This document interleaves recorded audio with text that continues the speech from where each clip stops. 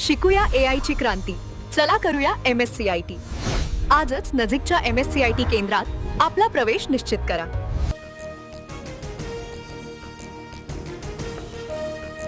चाणक्य, प्रजा आणि मॅट्रेसच्या एक्झिट पोलनुसार पश्चिम बंगालमध्ये भाजपची सत्ता ममता दीदींचं सरकार जाणार.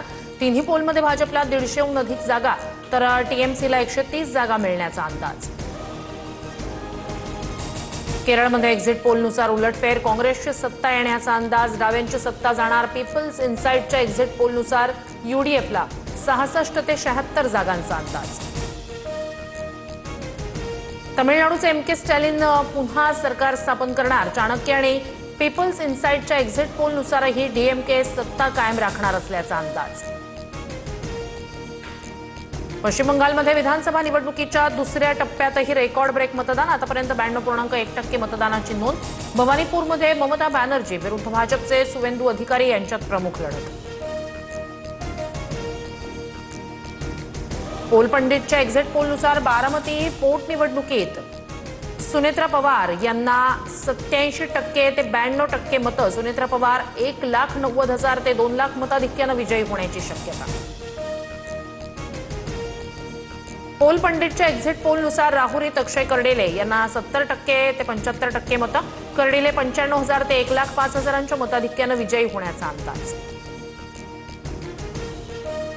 विधान परिषद निवडणुकीवरून मवियातच बिघाडीची चिन्ह. ठाकरेंनी अंबादास दानवे यांना उमेदवारी दिल्यानंतर सुषमा अंधारे नाराज असल्याची चर्चा. तर काँग्रेसही दानवेंच्या विरोधात उमेदवार देण्याच्या तयारीत. शिंदेंच्या शिवसेनेकडून विधान परिषदेसाठी बच्चू कडू आणि नीलम गोऱ्हे यांचं नाव निश्चित. सूत्रांची माहिती. रात्री उशिरा नंदनवन निवासस्थानी बैठक. दोघांच्या नावावर अंतिम शिक्कामोर्तब होणार. शिवसेनेत पक्ष विलीन करण्यासाठी बच्चू कडू सकारात्मक. दिव्यांग आणि शेतकऱ्यांना न्याय मिळत असेल तर शिंदेंसोबत जायला हरकत काय, पण नुसत्या आमदारकीसाठी सोबत जाणार नाही, बच्चू कडूंची भूमिका. महिला आरक्षण विधेयक 2023 मध्येच पास झालंय, मग आता मोर्चा कशासाठी? राज ठाकरे यांचा सत्ताधाऱ्यांना सवाल.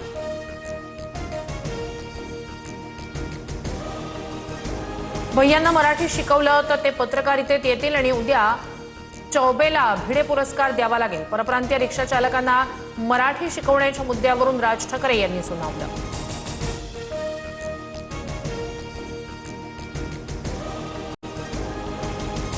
रत्नागिरी जिल्ह्यात पुन्हा भूकंपाचे सौम्य धक्के. 2.7 रिश्टर स्केल इतकी तीव्रता. चिपळूण तालुक्यातील लेगाव भूकंपाचं केंद्र.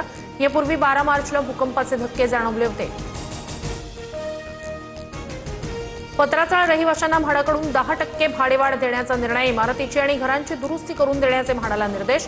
परिसरात मंदिर उभारलं जाणार. कंत्राटदाराकडून काम करून घेण्यासाठी म्हाडा अधिकारी आणि रहिवाशांची समिती.